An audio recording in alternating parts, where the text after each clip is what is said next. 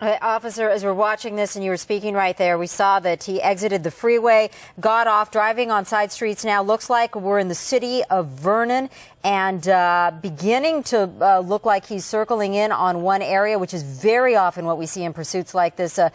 Drivers will go into areas that they're familiar with and zigzag or circle around certain streets.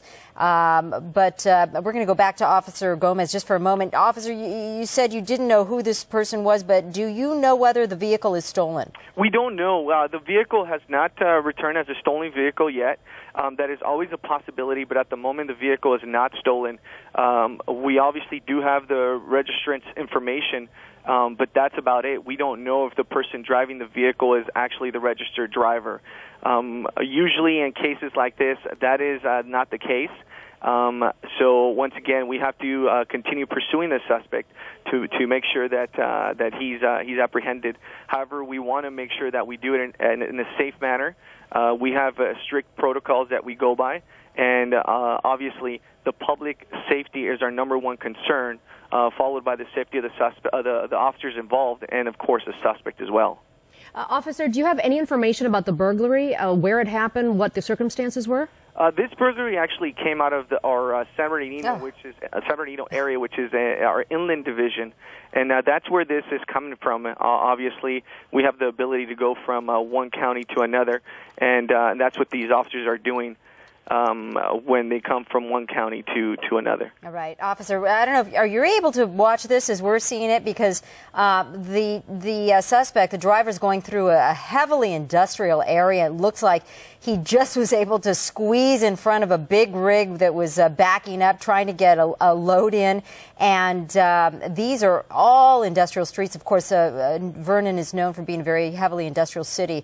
But he is circling, it looks like, through the same neighborhoods right there. And it makes it hard for the officers in pursuit to come up with any sort of plan, I'd imagine. That's right. That's right. I am watching it, and this is very worrisome, of course, when we start seeing this kind of driving, because many of the times the suspects know where they're going, and they know where they want to actually stop and either jump out of the vehicle or do whatever they're going to do, and we can see that this person is obviously doing that. So with that being said, our officers have to be very cautious of this situation, because, as I mentioned, these suspects many times know where they're at better than the officers do. Right. All right. Officer Gomez, if you could please just stay on the line. I do have a question for you. First, I want to go back up to Stu Bundell to get a better idea of exactly where we are at this point. Stu? Well, I believe we just entered the 5 freeway, but it looks like we're going to be getting off here very quickly because the 5 was extremely backed up.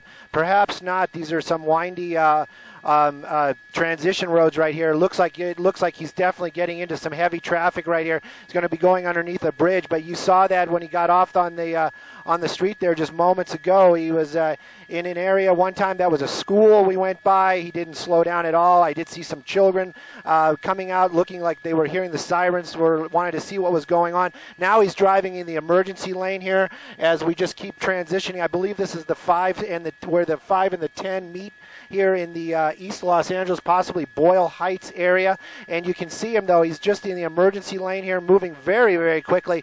Again, this is what you were asking about earlier. This is what we were fearing. There's a lot of traffic out here, and it is backing up quite a bit. But this guy has gotten off the freeway before. Perhaps he'll do it again now. I don't see that. There's the officers. I was wondering if the CHP had backed off a little bit, but no, there's that one unit is just bulldogging him, just right behind him every moment that they can.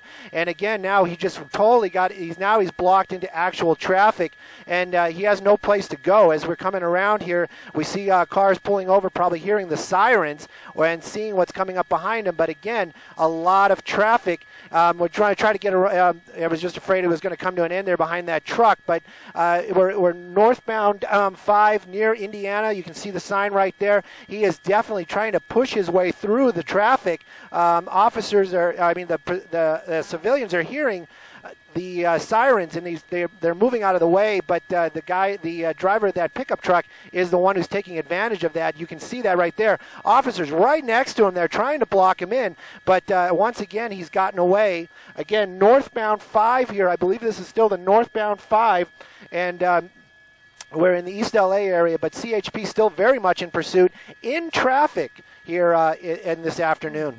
It's amazing he's able to move just and maneuver the way he is, because this traffic is really heavy. We're coming in, as you mentioned, Stu, into the rush hour now, and it's going to get dark soon. A lot of people are emptying out of their offices and just filling up the roads and the highways right there. And the interesting thing here is they are really putting the pressure on him. They are not giving him any space. They are right on top of him for every move.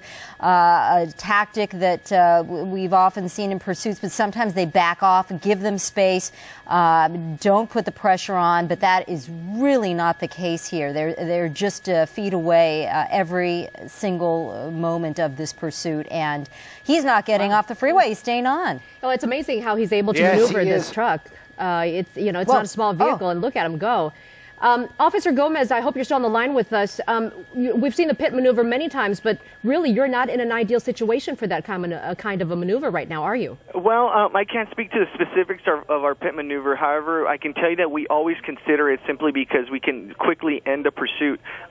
With situations like this, obviously there's the motoring public. We talked about how dangerous it is, especially with rush hour traffic here in LA.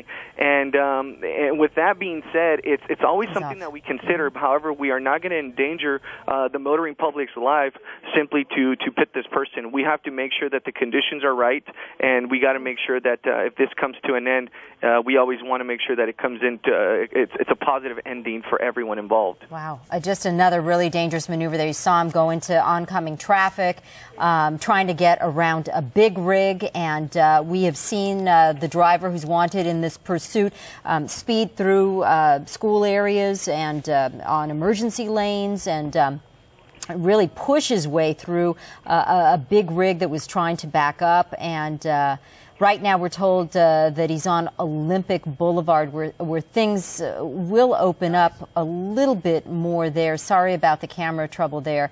There we go. The sun is going down, so you can imagine it's difficult out there, sort of a difficult time of day to be following something like this. You got the traffic, and then just some real tough lighting conditions out there as well for a lot of the drivers on the road. It makes it hard for them and the officers that are in pursuit. Officer Gomez, another question for you. In a situation like this where you check out the registration of the vehicle, it doesn't come back stolen, do you then try to get in contact with the person who's registered to? Because I think in some pursuits, if you know who the driver is, and if it gets a little too dicey, do officers then back off because you know who the person is or likely to be? That can be the case sometimes. We do try to get a hold of the person. Maybe we can identify this person at a later time, and that'll also dictate to what we do in the pursuit by knowing who the suspect is. I can't say whether we've done that at the moment simply because this is a multi-agency pursuit where it started and the county it started in, but we will do that at times to try to identify the subject and try to get a hold of them. And, Officer, how many units do you have down there? We see the one right there on our screen, and we see the two on the screen. What kinds of resources do you have devoted to this right now?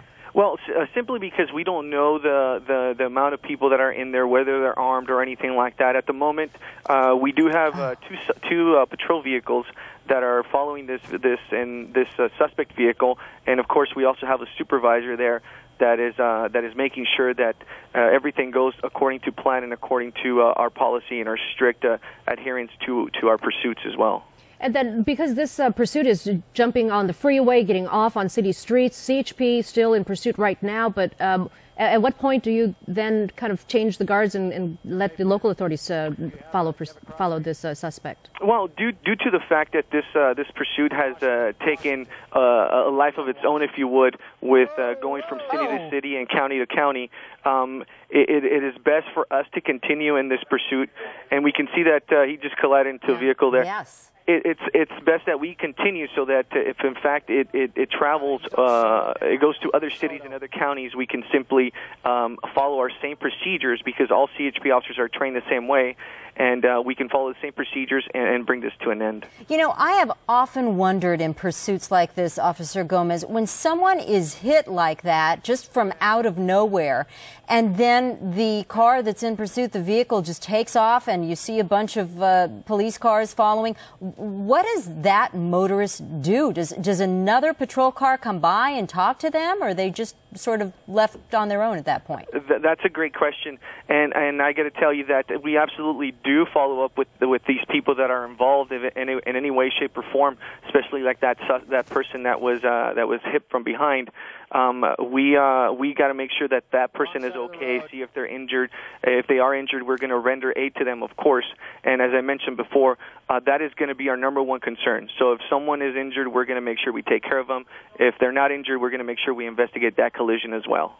And then, so we see that you have your units on the ground there. Do you know which air units, the law enforcement air units, are following this? And then who is the person who is kind of keeping track of all the laws that he's breaking so that this guy can be charged when he's caught? Well, we do a combination of things. Obviously, we have our radio traffic that we go based on, and these officers involved are constantly updating our dispatch center, which, by the way, they do a great job as well, keeping us informed. And of course, we use our media partners such as KCAL and CBS, and we collaborate with them so that we can analyze the pursuit after the fact. All right. It looks like this may be coming to an end, Officer Gomez here. Yep. Getting out and giving up.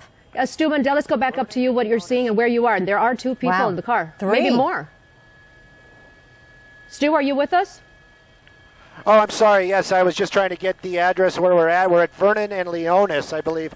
Vernon and Leonis, you can see that. He just pulled into a, looks like a trucking or some kind of large industrial area. It almost looks like he knew where he was going. It's very unusual that he just pulled in and the doors popped open and three people got out of that vehicle. You can see there CHP is approaching the car right there. They're clearing the car. They didn't even order any of these people out. That was a very dangerous move on the suspects as they just bailed out of the vehicle as soon as it came to a stop. Now, officers from the CHP are coming up to them right now. They're going to be taking them into custody, but again, without any kind of resistance whatsoever. And again, this is in the, I would believe we are again in the Vernon area, and they just pulled over here. I'm going to go a little bit wider as they're taking these people into custody right now. It looks like some sort of industrial trucking area. He just basically, possibly now we see why he just stopped. When he pulled in there, he had absolutely no place to go.